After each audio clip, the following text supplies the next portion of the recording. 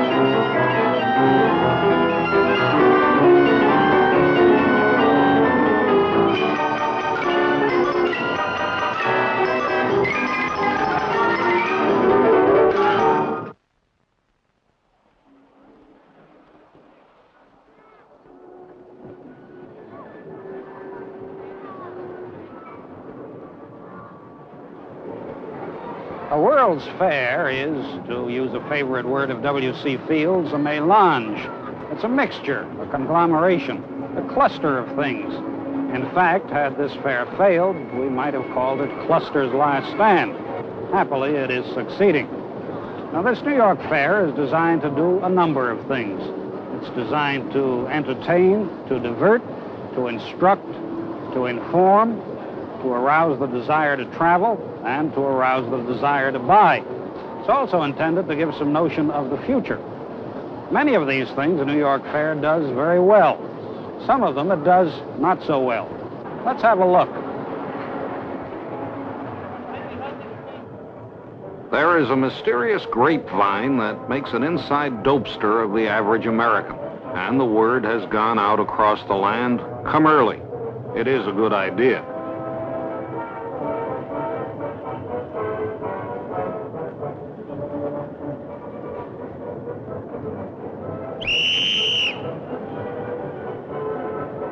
To date, the New York World's Fair has been averaging about 185,000 admissions a day.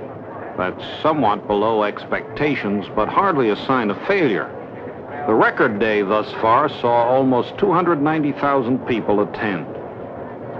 It costs $2 to get in, $1 for children under 12.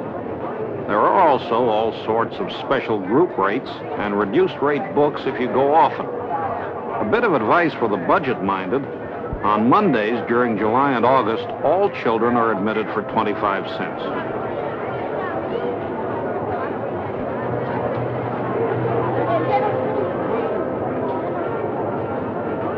A pattern of attendance seems to be emerging, and if you're uncomfortable in huge crowds, it may help to know that Saturday, when the combination of tourists and local people is heaviest, is the busiest day.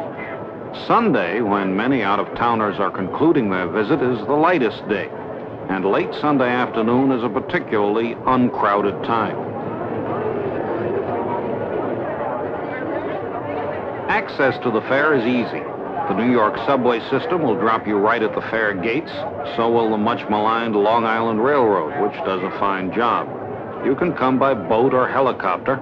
And of course, innumerable superhighways circle the fair, making it easy to get there via private automobile, taxi, or bus. Well, this is how a day at the fair begins. Everyone is full of energy and high spirits, and the insidious affliction known as World's Fair feet has not yet set in. One of the first things I did was to go on the Swiss Sky Ride. It costs 75 cents for a 4.5-minute ride, 35 cents for children. And it probably has its own numbered bank account in Zurich. It's a good way to get a general impression of the fair, an overall view. My own feeling was that the fair was not really futuristic. At least it did not represent any future city that I would find congenial. If it was futuristic, It was in a comic book way. As I rode along, it seemed to me I was transported back to my boyhood, to the worlds of Buck Rogers and Flash Gordon, and the kind of places they always seemed to be rocketing around in. I say this with no intent to complain. In its own outlandish way, the fair is funny and hospitable, and not to be taken too seriously. Architectural critics and city planners have generally attacked the fair for being a jumble, for blazing no new trails, for lacking taste. All of these judgments have some validity, but the fair, after all, is temporary and commercial. Great art rarely blossoms under those circumstances. What the fair really is a giant display of pop art.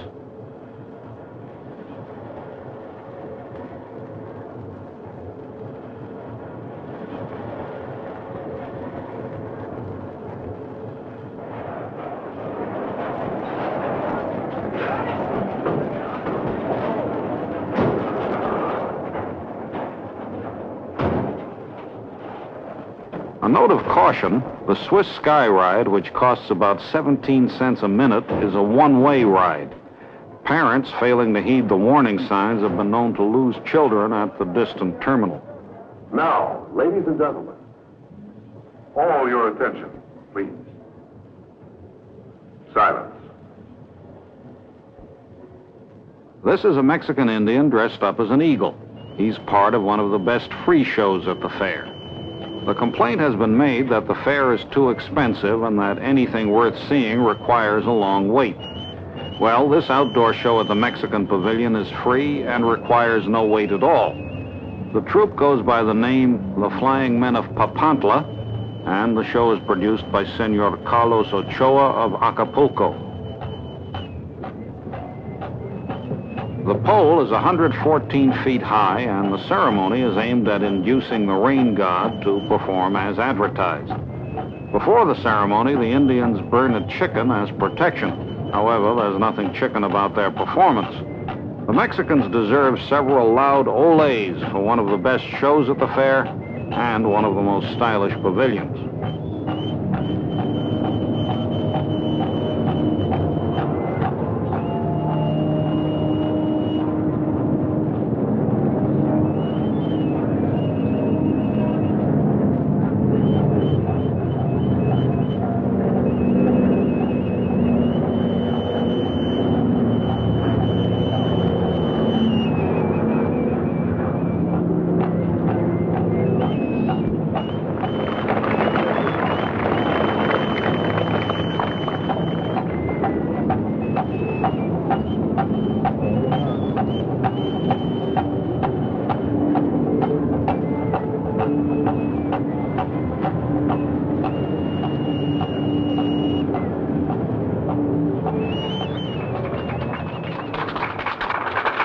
At the Oregon Pavilion, lumberjacks toss axes around as though they were penknives. It's part of a show that costs $1, 75 cents for children, and it's worth it. There's a log rolling or burling contest with the loser falling into the water. This one was between a lumberjack and an apprentice. The lumberjack appeared to throw it or take a dive. On your mark, get set. The hit of the show is a pole climbing act. The giant timber is cut from a Douglas fir and is 120 feet high. It takes some time to get to the top, even using the methods woodsmen have evolved over the years. There is a big turnover in poles, we were told, but happily not in lumberjacks.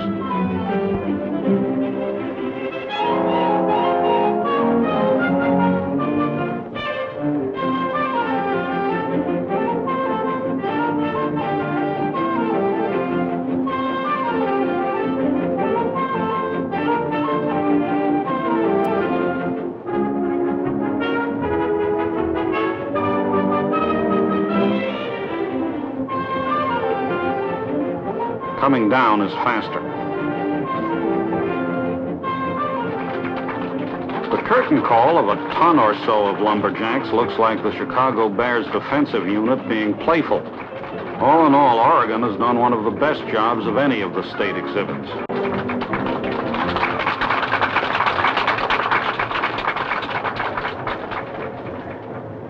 Many of the state exhibits, we are unhappy to report, are on the dull and unimaginative side. They seem to be a collection of afterthoughts and the obvious, the work of governors' relatives.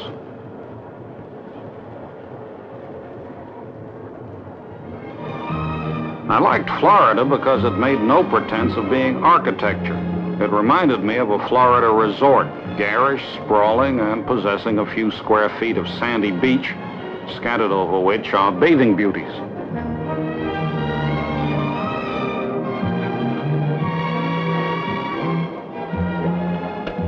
Come on down.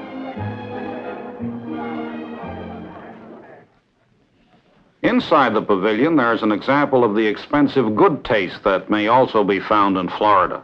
A number of Floridians lent paintings from their collections. Among them is a magnificent Franz Hals. There is also a biblical scene, Lot and his family leaving Sodom, by Peter Paul Rubens.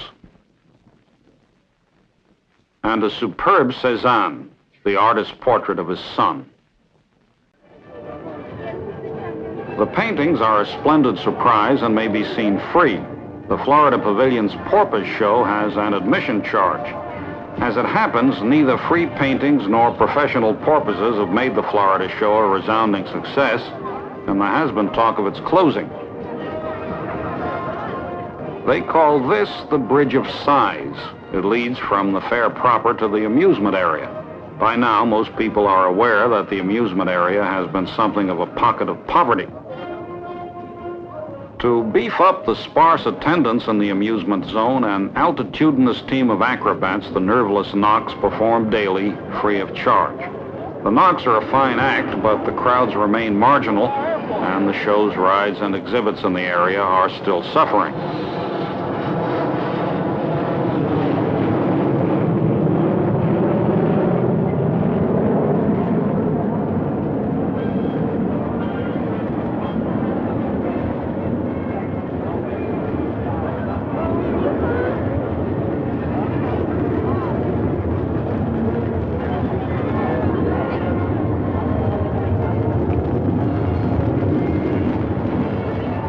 There are a few mild rides in the amusement area. What is lacking is a gaudy midway atmosphere. One longs for an exhilarating loop-the-loop or cyclone or whip. A little bit of Coney Island seems to be needed, but instead of cotton candy, there's a shiny new monorail, which charges 80 cents for an 8-minute ride. It's a slow, stately ride in accord with the ground it covers.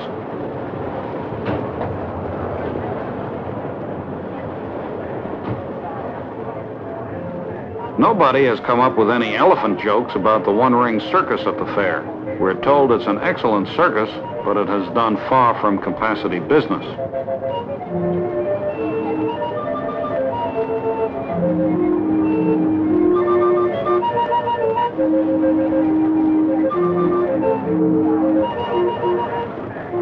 Some observations may be in order as to why the amusements are neglected. For one thing, they're geographically isolated from the rest of the fair and are hard to reach. For another, people are reluctant to pay the high prices for entertainment when there's so much that's free in the industrial areas. Finally, the amusements themselves are simply not good enough or unusual enough to arouse a heavy public response. There are no big-name entertainers. Many of the major productions are routine and uninspired. And Robert Moses, the president of the fair, has vetoed anything suggesting sex. Many exhibitors are longing for a bit of Sally Rand to draw the customers. One looks back with longing to the 1939 World's Fair when Bill Bojangles Robinson delighted packed houses every night with the Hot Mikado. There's nothing approaching that high level of entertainment at the '64 fair, and it's a shame. One enterprise in the amusement area that's doing very nicely is the log flume ride. The logs are made of fiberglass from the mighty fiberglass forests of North America, and the price is 95 cents for a 3-minute ride, or 32 cents a minute.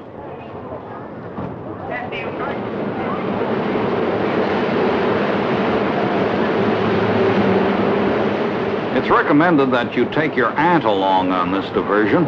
in which event the ride may be referred to as La Flume de ma Tante.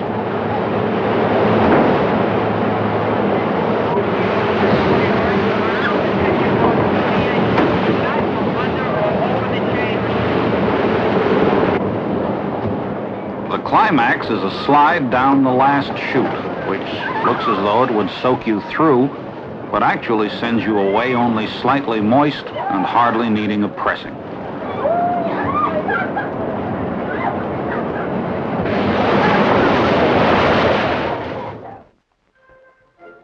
Among the industrial exhibitors at the fair, the computer looms large. International Business Machines has hired Sherlock Holmes and Dr. Watson to explain how computers work. It's an animated puppet show in the IBM arcade. There is no waiting and the performance is continuous. I found it delightful, several cuts above some of the more elaborate efforts by the big corporations. It also taught me something about computers.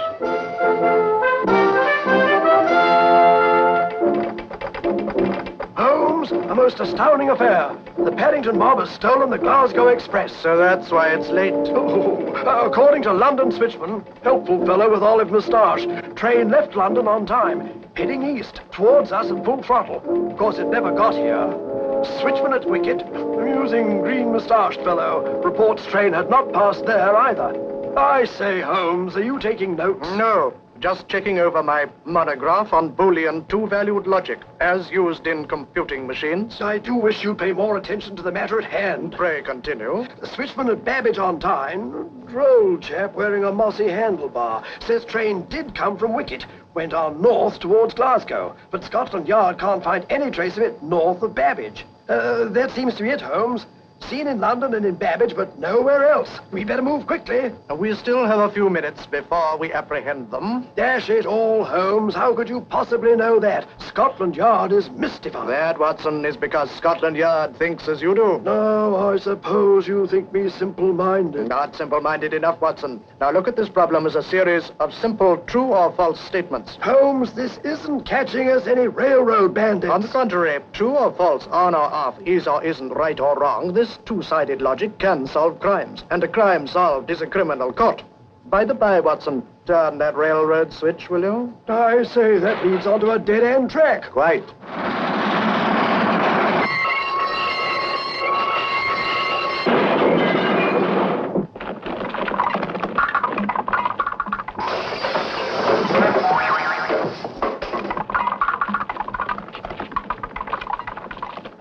Clever, disguising themselves as the southbound express. Incredible, Holmes, but how on earth... My dear fellow, it is a simple exercise in two-valued logic. Now let us attack the problem in much the same way as one would program for an electric computer. What are the facts? Now, was the London switchman telling the truth? Well, I know. If he had been, the train would be here. Exactly. 4 possibilities remain then. Wicket and Babbage both told the truth? No. If the train did not go through Wicket, it could not have reached Babbage from Wicket. Excellent reasoning, my dear Watson. Suppose Wicket were true and Babbage false. Oh, impossible. For if he truly had not seen the train, we would have. Then was Wicket false and Babbage true? Oh, no. For in that case, the train would have been seen north of Babbage. Splendid. Then there is only one remaining possibility. All 3 statements were false, and the express went west from London, passed through Wicket, and turned south from Babbage. Oh, fantastic, Holmes. But why would all 3 railroad men have lied? Elementary, my dear Watson. Did it not strike you that each of the 3 was a man with a moustache of a singular green hue? And the leader of the Paddington mob is a man with a green moustache. Correct. I suspect we shall have a visitor shortly. Throw that switch again, will you, Watson?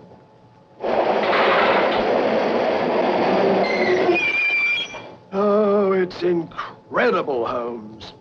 What to know? None of you reduce the problem to simple true or false statements. Dorset, Holmes, how do you ever know so much about computers? The machine on my right is the IBM Optical Character Reader. It's a machine which reads handwritten numbers. To illustrate its operation to you, we've stored news events for every day of publication of the New York Times in the memory system of our computer. You will be able to ask for the news of any date that you like. You simply write a date on a card, and then the IBM optical character reader reads your handwritten numbers. The computer replies with the news event. This is another of the several exhibits in the IBM arcade. I submitted a few random dates.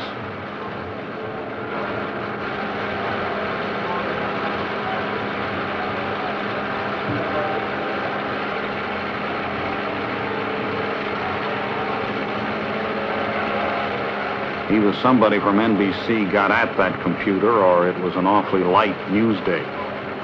There are dozens of other computers at the fair, including several in the National Cash Register Pavilion, where machines clack out recipes, vacation plans, and other information for you. The more traditional adding machines are not overlooked either. The happy sound of the cash register echoes across the land. Wait a second, I want to try one.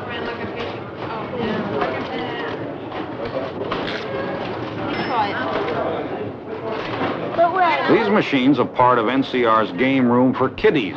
Here, youngsters are encouraged to develop a healthy interest in profit and loss, the flow of capital, and the price-earnings ratio.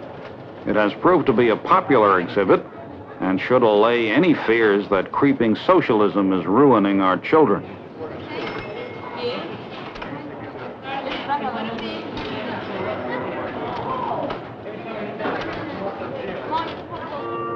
American Express has planted a money tree at the fair. Its foliage is $1 million worth of currency. This will probably inspire a musical selection entitled In a Monetary Garden. Good afternoon, ladies. We'd like to welcome you to our Clairol Color Carousel. Please see yourself in the hair color bubbles out in front. See yourself as a blonde, brunette, or redhead. If you'd like to come in afterward, come take the ride around the carousel. It's designed for women over 16 years of age. You can take the ride around, relax, listen to a musical hair coloring introduction sung by Johnny Desmond. Afterward, if you'd like to have consultation, stop at the desk and tell the consultant there how you'd like to change your hair color.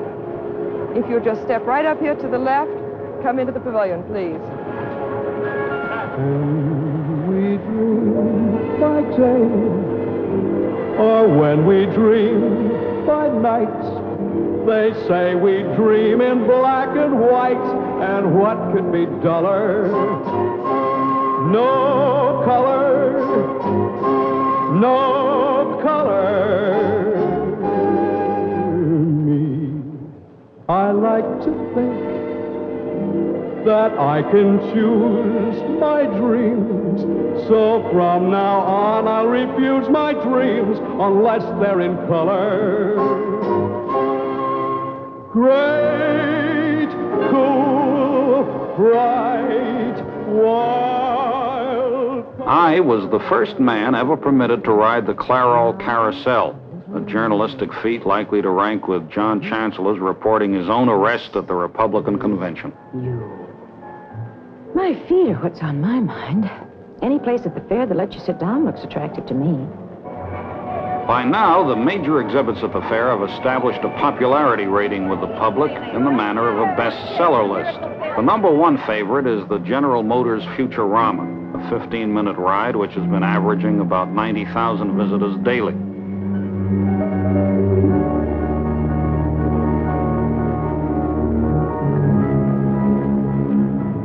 In second place is the Vatican Pavilion, to which 78,000 people have been drawn every day. The major attraction, of course, is Michelangelo's Pietà.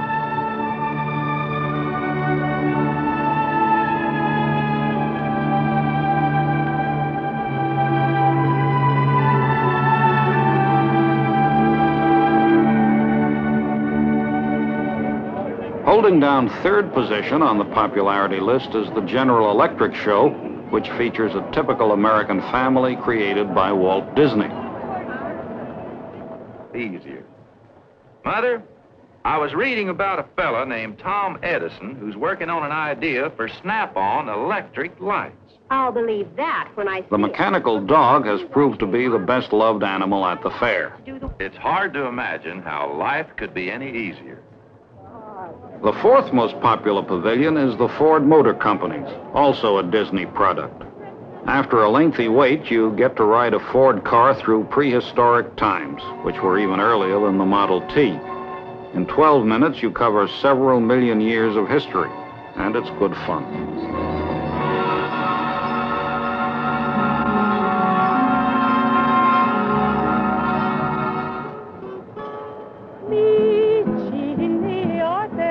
Waiting online is a chore or a bore. It's tiring. However, many of the exhibitors have sought to make things more pleasant for the public. At the IBM Pavilion, entertainment is provided. This is a folk singing group that helps make the long, hot wait a bit more palatable. Where I didn't mean to so bad, was the best guy I ever had. Said bye-bye, made me sigh. Gonna lay right down and die. I ain't got a nickel, I ain't got a lousy dime. If she don't come back, we're even gonna lose my mind. If she ever come back to stay, gonna be another brand new day. Walking with my baby down by the San Francisco Bay. Sitting here on my back porch, wondering which way to go. Oh, yeah, man, I'm so crazy, Mom, she don't love me no more. Think I'll hop on a freight train, just one feeling blue. Right on line to the end of the line, thinking on you stay where just about going insane. Well, I thought I heard my baby, the way she used to call my name. If she ever come back to stay, gonna be another brand new day. Walking my baby down by San Francisco, California, here I come. Walking my baby down by San Francisco Bay, one more time. Walking my baby down by San Francisco Bay, la la la. Sayonara.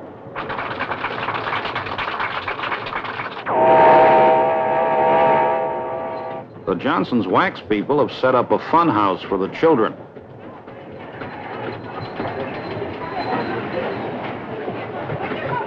There are also free shoe shining machines at Johnson's Wax.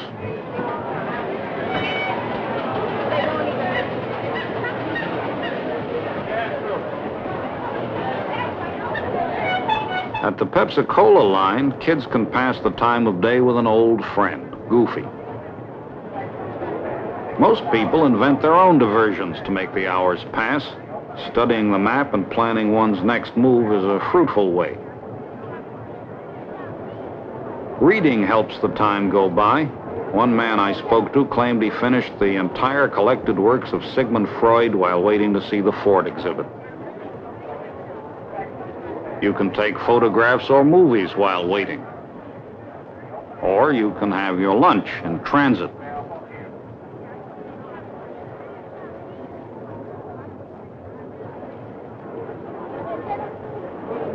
There's usually a chance to get a rest on someone or something. The General Motors people, who do an especially efficient job of moving the crowds, have put up a sun canopy to make things more comfortable. Some visitors provide their own canopy. For others, waiting can be a time for meditation.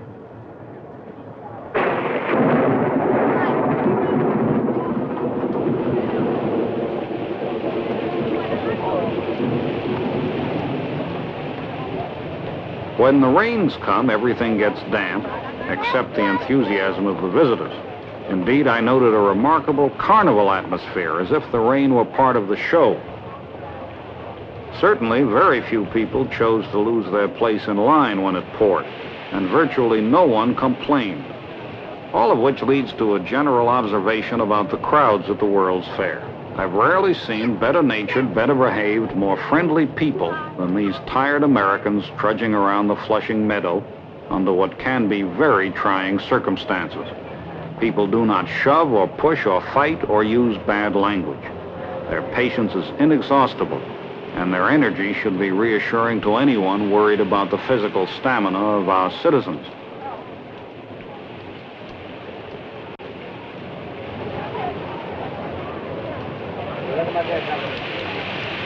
In short, one of the pleasantest things about the fair was the light it cast on the American tourist. A good deal of snobbish nonsense has been written about how badly he behaves. I've generally found that the truth is quite the opposite. The American traveler is a monument of endurance, resourcefulness, and good humor. And the World's Fair proves it.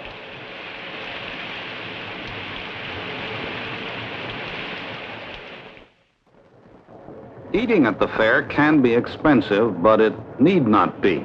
The Missouri Pavilion sells the best hot dog on the premises for 30 cents.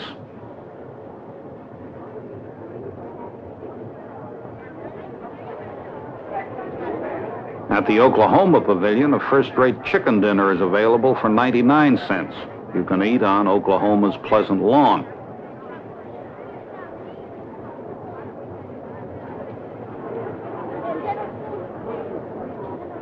Maryland offers a tasty soft-shell crab burger for 60 cents.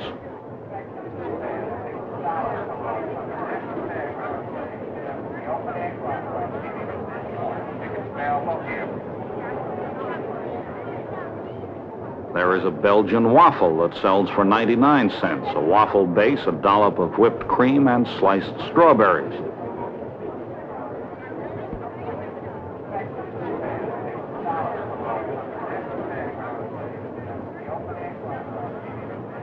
A hearty grazie goes to the Mastro Pizza people, who deal in fresh, hot pizzas, 25 cents a wedge or $2 for a wheel. It's a perfectly respectable pizza.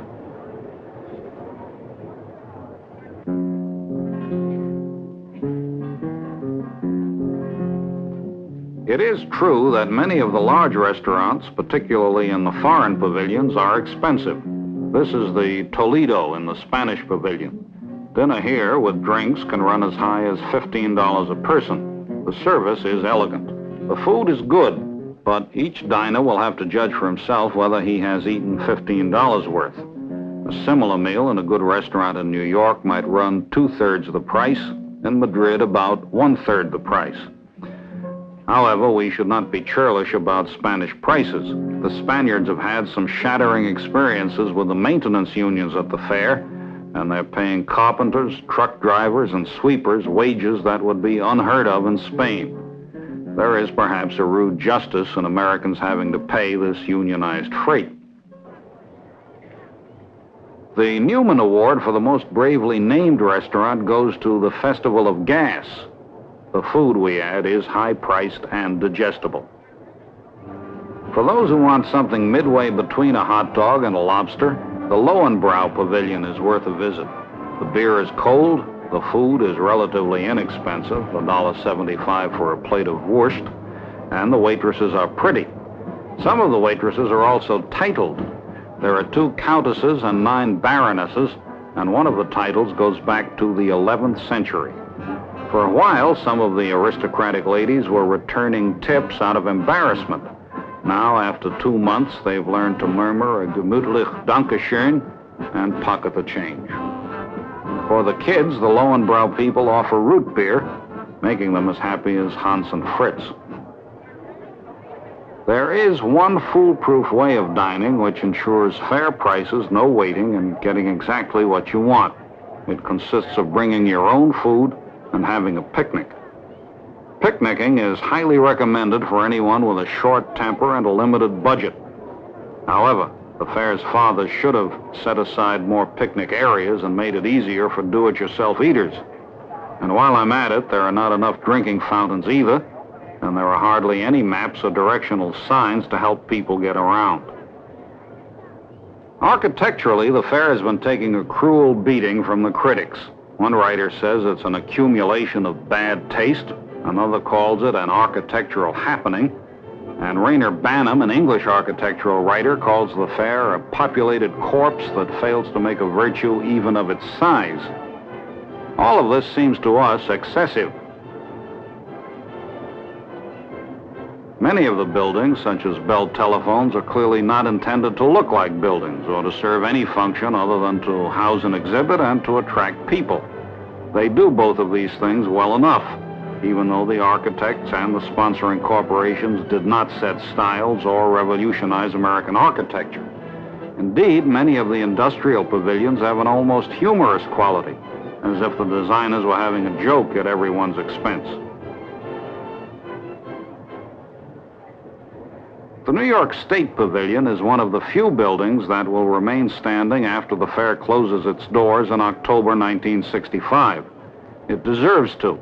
It's the work of Philip Johnson, and it is uninhibited, attractive, and modern without being sterile. Elevators speed you to two saucer-like observation platforms which afford a grand view of the area. There is a sense of motion, of space, of light, and of air in the New York State Pavilion, and to our way of thinking, it's one of the best structures at the fair.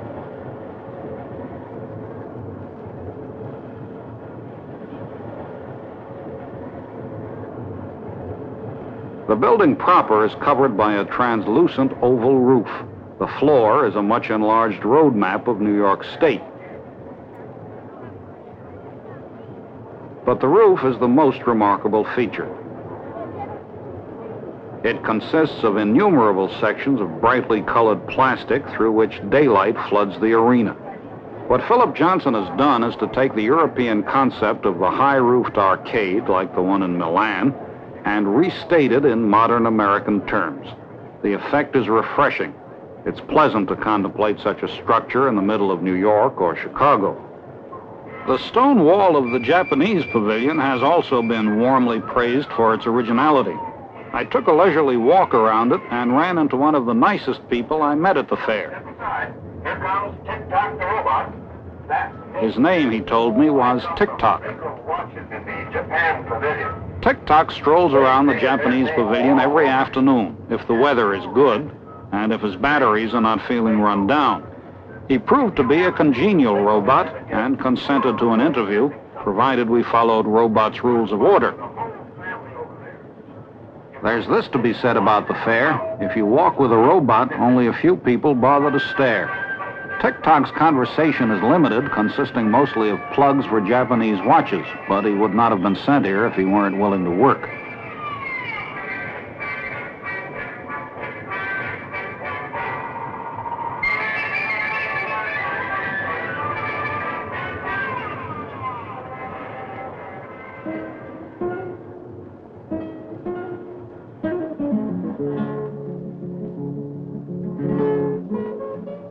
Strictly speaking, the New York World's Fair is not a World's Fair, in the sense that it is not recognized as one by the international office in Paris that worries about such things.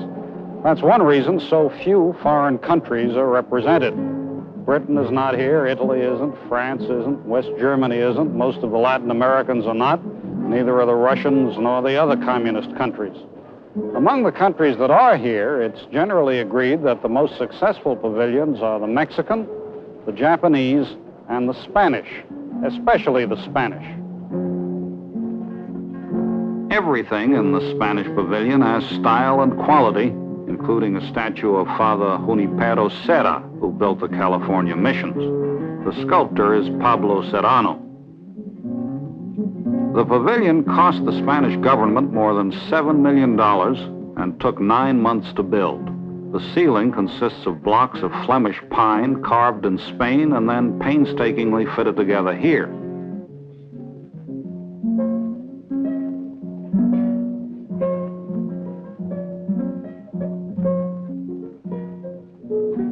In the art gallery, there are 3 flamboyant Picassos. This one depicts the artist Gauguin. Spanish officials bought them in France, where Picasso, a native of Spain, has lived for many years. The political implications of that are intriguing. Picasso has leaned to the left for much of his life and has never been on exactly close terms with the Franco government.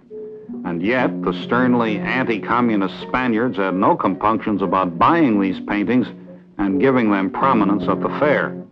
All of this suggests that art transcends politics. It also suggests that Picasso's reputation is so high, particularly in American art circles, that Spain found it a good idea to bury old differences in the interest of Spanish art and the Spanish image in America. Another painting is of the artist Van Gogh. Some treasures of the Prado are also on view. This is Goya's portrait of the Duchess of Alba, clothed.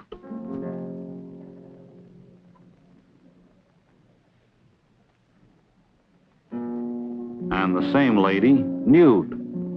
Hers is probably the only feminine form at the World's Fair to escape camouflage. So Picasso is on display at the Spanish Pavilion, but oddly there is no portrait, photograph, or bust of General Franco. However, another Spanish soldier is represented by his weapon.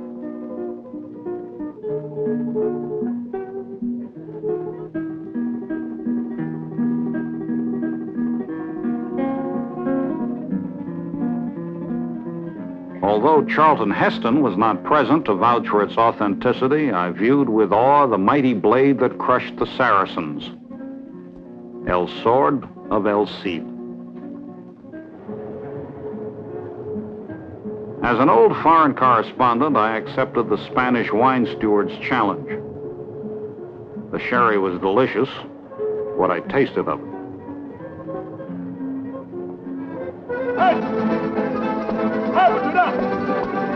There is much excellent entertainment at the Spanish Pavilion, some of it quite formal, for which admission is charged. The flamenco dances are especially good. Much of the entertainment, however, is informal and free.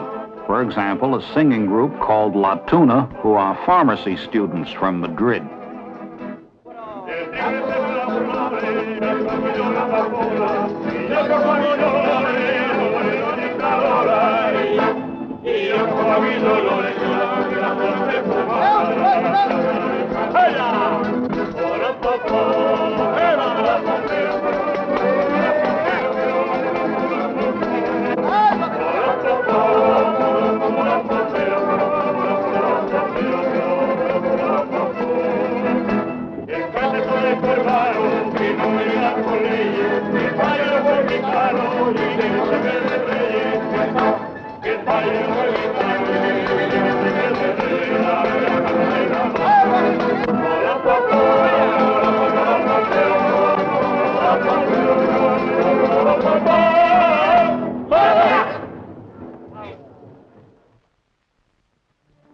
Even so gay an event as a World's Fair has its sad stories. Witness the Belgian Village. The corporation promoting it ran out of money several times. A project that was expected to cost $2 million will now cost closer to $3,700,000. The cobblestones, incidentally, came from the Pulaski Skyway, a quaint road in New Jersey. Part of the village finally opened in mid-July after several false starts. Labor costs have been much higher than estimated, and the fact that private promoters rather than national governments were backing many exhibits led to financial uncertainties. In any case, every day sees new buildings sprouting up in picturesque Belgium, as it's called, just the way Brussels sprouts. The promoters hope that their troubles are ending now and that they'll soon start getting their money back. But for a while, it looked as though they had built not a village, but a ruin.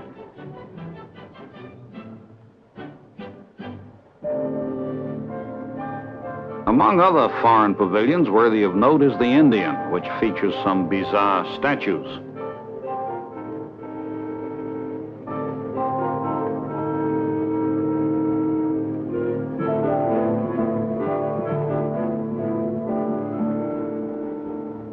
Thailand's is modeled after a Buddhist shrine. It's bright and colorful, and also exotic, even for a World's Fair, and so it's often crowded. The Republic of China's pavilion represents a traditional imperial palace.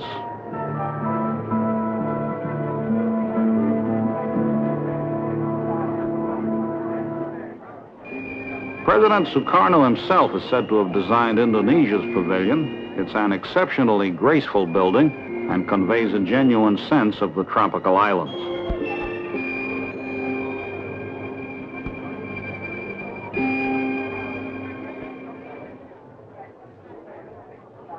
Many of the foreign pavilions have little shops inside.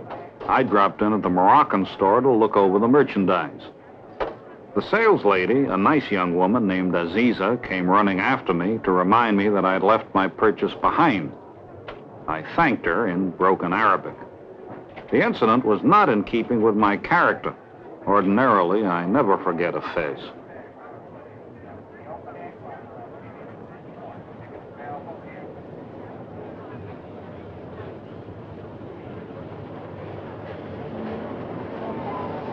If there is one common denominator among fair visitors, it is fatigue.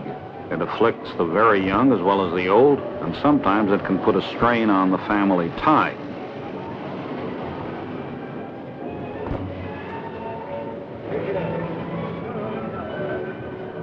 If you're small enough, getting a rest is fairly easy. But for most of the weary visitors, the fair presents its problems when it comes to taking a load off one's burning feet.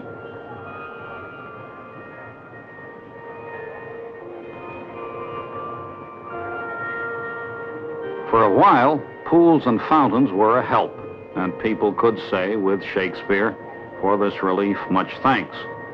Mr. Moses Pinkertons have changed all that, however, and today the paying customers are sternly chased from the water. A lot of other comfortable places seem to be off limits also. The rules are broken more than they're observed, but whenever possible, these same friendly Pinkertons will chase you off the grass, perhaps on the theory that if you're lying down, you can't spend money.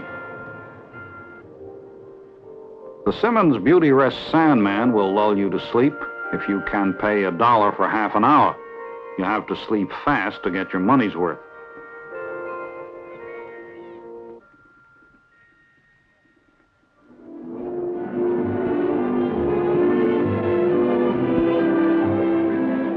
Probably the best way to relax, at any rate if you're a man, is through the time-honored sport of girl watching. The fair abounds in pretty girls, and when exhaustion sets in, a few minutes of ogling should put you in a better frame of mind.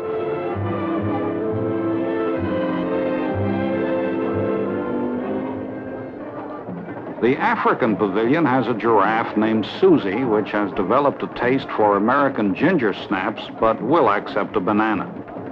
I fed Susie and then watched the dancers from the Ivory Coast put on a show. It costs $1.50 to enter the African Pavilion, and they've been drawing about 6,000 people a day, which is a lot of ivory. The World's Fair is a pattern of sounds, and one of the most popular is the sound of these African dancers.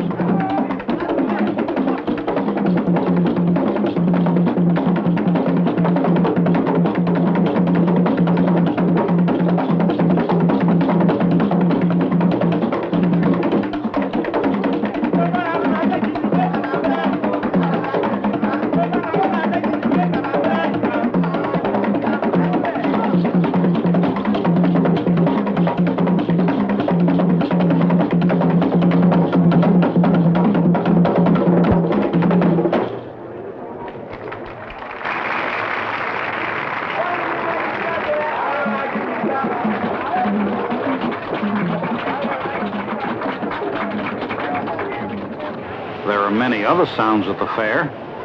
Here are a few.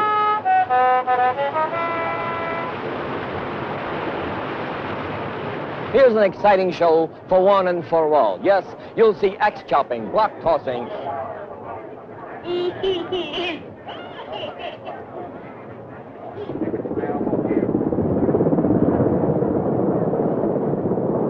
Finally, the Newman citation for the biggest noise at the fair goes to Colonel Keds for obvious, deafening reasons.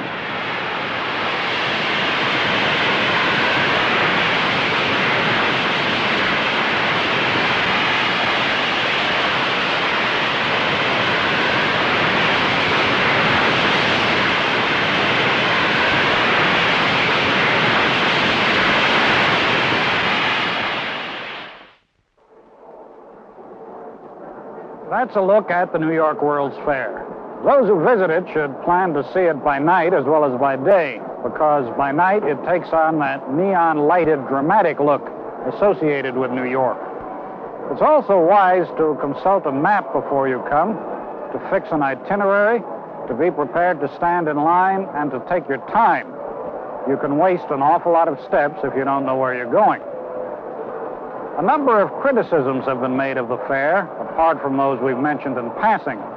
One is that it is expensive. Of course, it can be expensive, but it doesn't have to be. That depends on how you want to do it.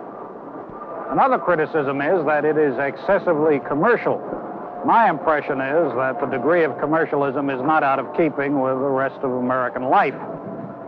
As a matter of fact, there are very few complaints about the fair from the people who go to it. The general atmosphere of the fair is almost sedate. The absence of a rowdy amusement area no doubt contributes to that. I think of the fair as a pleasant place, clean and good-natured. It has its flops, but in some particulars it is exciting and even brilliant, and that's saying a good deal. Edwin Newman, NBC News, at the New York World's Fair.